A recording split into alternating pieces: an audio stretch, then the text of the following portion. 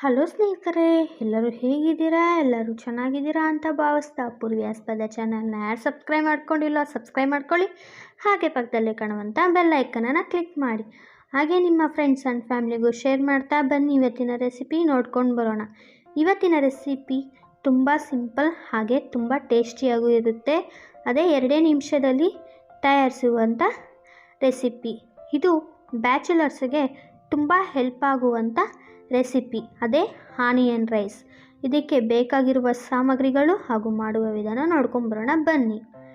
ಈರುಳ್ಳಿ 5 ಗಡ್ಡೆ ಸಣ್ಣಗೆ ಉದ್ದಕ್ಕೆ ಹಚ್ಚಿಟ್ಕೊಂಡಿದ್ದೆ. ಹಸಿಮೆಣಸಿನ್ಕಾಯಿ 2, ಟೊಮೆಟೊ 1,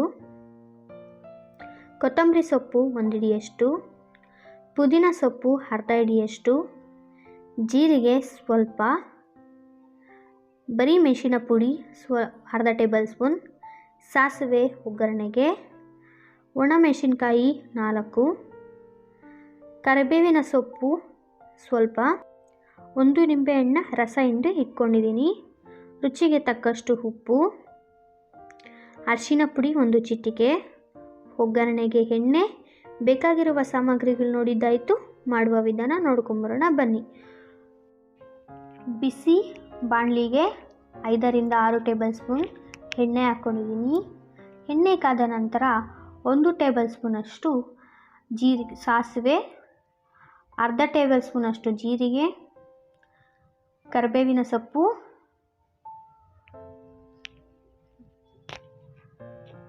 4 ಒಣಮೆಣಸಿನ್ಕಾಯಿ, 2 ಹಸಿಮೆಣಸಿನ್ಕಾಯಿ ಹಾಕ್ಕೊತಾ ಇದ್ದೀನಿ.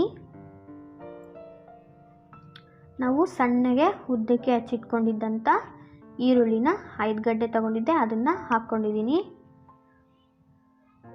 ಆನಿಯನ್ ರೈಸ್ಗೆ ಈರುಳ್ಳಿ ಜಾಸ್ತಿ ಇದ್ದಷ್ಟು ಟೇಸ್ಟ್ ಚೆನ್ನಾಗಿರುತ್ತೆ. ಈರುಳ್ಳಿ ಬ್ರೌನ್ ಕಲರ್ ಬರೋವರೆಗೂ ಫ್ರೈ ಮಾಡ್ಕೊಬೇಕು. ಇಲ್ಲಿ ನಾನು ರುಚಿಗೆ ತಕ್ಕಷ್ಟು ಉಪ್ಪು ಹಾಕ್ಕೊತಾ ಇದ್ದೀನಿ. ಮುಂಚೆನೇ ಹಾಕ್ಕೊಳೋದ್ರಿಂದ ಈರುಳ್ಳಿ ಬೇಗ ಸಾಫ್ಟ್ ಆಗುತ್ತೆ.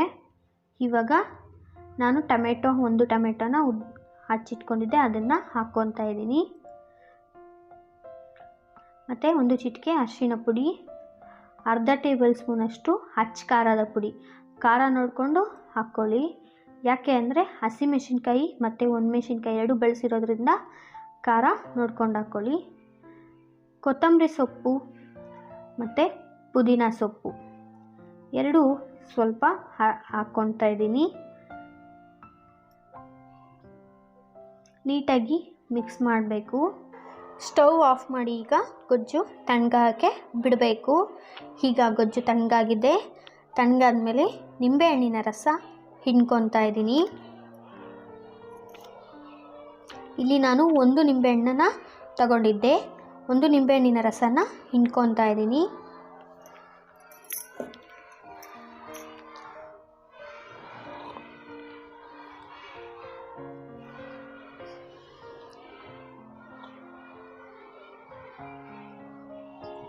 ಒಂದು ನಿಂಬೆಹಣ್ಣಿನ ರಸ ಹಿಂಡ್ಕೊಂಡ್ಮೇಲೆ ನೀಟಾಗಿ ಮಿಕ್ಸ್ ಮಾಡಬೇಕು.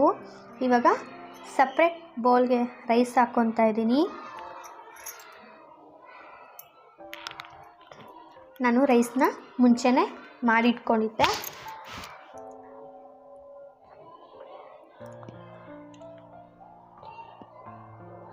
ಇವಾಗ ನಾವು ಗೊಜ್ಜು ರೆಡಿ ಮಾಡಿಟ್ಕೊಂಡಿದ್ರಲ್ವ, ಆ ಗೊಜ್ಜನ್ನ ಹಾಕ್ತಾ ಇದ್ದೀನಿ. ಗೊಜ್ಜು ಹಾಕಿ ನೀಟಾಗಿ ಮಿಕ್ಸ್ ಮಾಡೋಣ. ಉಪ್ಪು ಖಾರ ನೋಡಿಕೊಂಡು ಗೊಜ್ಜು ಹಾಕ್ಕೊಂಡು ಮಿಕ್ಸ್ ಮಾಡ್ಕೊಳ್ಳಿ.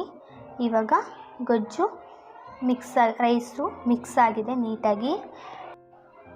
ಇದಕ್ಕೆ ಎಣ್ಣೆಯಲ್ಲಿ ಫ್ರೈ ಮಾಡಿ ಇಟ್ಕೊಂಡಿರ್ತೀರಲ್ವ ಕಡಲೆ ಬೀಜನ, ಅದನ್ನು ಲಾಸ್ಟ್ ಮೂಮೆಂಟಲ್ಲಿ ಮಿಕ್ಸ್ ಮಾಡೋವಾಗ ಹಾಕ್ಕೊಂಡ್ರೆ ಟೇಸ್ಟ್ ಚೆನ್ನಾಗಿರುತ್ತೆ. ನೋಡ್ಕೊಂಡು ಬಂದ್ರಲ್ವ ಆನಿಯನ್ ರೈಸ್ ಹೇಗೆ ಮಾಡೋದು ಅಂತ. ಇದು ಮಾಡಿ ನೋಡಿ ಟೇಸ್ಟ್ ಹೇಗಿದೆ ಅಂತ ನನಗೆ ಕಮೆಂಟ್ ಮೂಲಕ ಕಮೆಂಟ್ ಮಾಡಿ ತಿಳಿಸಿ.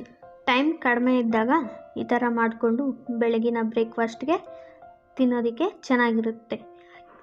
ಇನ್ನೂ ಯಾರು ನಮ್ಮ ಚಾನಲ್ನ ಸಬ್ಸ್ಕ್ರೈಬ್ ಮಾಡ್ಕೊಂಡಿಲ್ಲೋ ಸಬ್ಸ್ಕ್ರೈಬ್ ಮಾಡ್ಕೊಳ್ಳಿ. ಹಾಗೆ ಪಕ್ಕದಲ್ಲೇ ಕಾಣುವಂಥ ಬೆಲ್ ಐಕನನ್ನು ಕ್ಲಿಕ್ ಮಾಡಿ. ಮತ್ತೆ ಸಿಗೋಣ ಹೊಸ ರೆಸಿಪಿಯೊಂದಿಗೆ. ಅಲ್ಲಿವರೆಗೂ ಧನ್ಯವಾದಗಳು.